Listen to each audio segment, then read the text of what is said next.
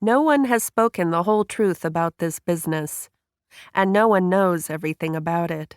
I don't envy the person who has to research all the details. I think that by now, with so many stories still circulating, some of us are beginning to believe them, partly because there are so many legends that we've told and heard, and they carry all kinds of symbols and ideas. These are the words of a person who is tasked with keeping a close watch on the Avengers, the Nokmim group, of Abba Kovner. The task was assigned to him by the leaders of the Yishuv, the Jewish establishment in the land of Israel. The official name used by the British Mandate over the land, 1919 to 48, was Palestina, EI, Eretz Israel, the land of Israel. Nevertheless, despite such an admonition, a historian who knows that a certain event occurred and that certain people were involved in it must ponder whether the event should be ignored on the simple grounds that in light of today's values, the story may not be understood, because it might, heaven forbid, have harmful effects, because it touches on a topic that Jewish tradition may have prohibited or surrounded with 100 barricades, or because certain legends and symbols may be damaged in its telling. Or the outcome may be the opposite. Convinced that the event did occur, the historian may feel not only that there is no retreat or returning the material to obscurity, but that he or she rather has an obligation to press on, to examine the event, to retell and analyze it, to bring it to public attention.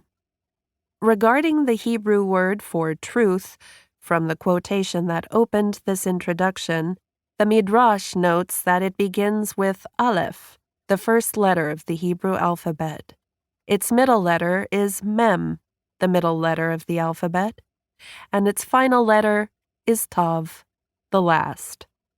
Thus, the search for truth requires a full journey from beginning to end, investigating all the stories, all the symbols, and all the legends. This book deals with the Nokmim group, which was founded by the poet and partisan Abba Kovner after World War II, when nearly 6 million Jews were murdered in the Holocaust, and an entire culture was nearly wiped out.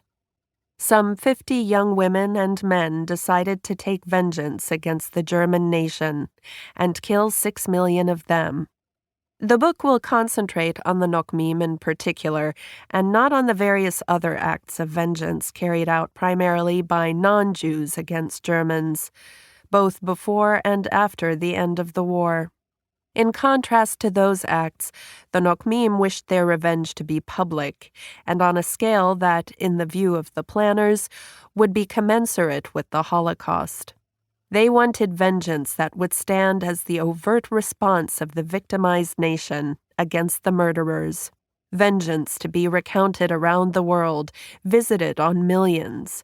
Vengeance that would strike the Germans in specific, but warn the rest of the world that Jewish blood would never again be forfeited as it had throughout history, and above all, during the Holocaust. Kovner's name for the group was an acronym spelling Din, the Hebrew word for justice, and standing for the blood of Israel remembers. The name also echoed Dayan, the Hebrew word for a judge, signaling that anyone attempting to kill Jews would now risk judgment and execution.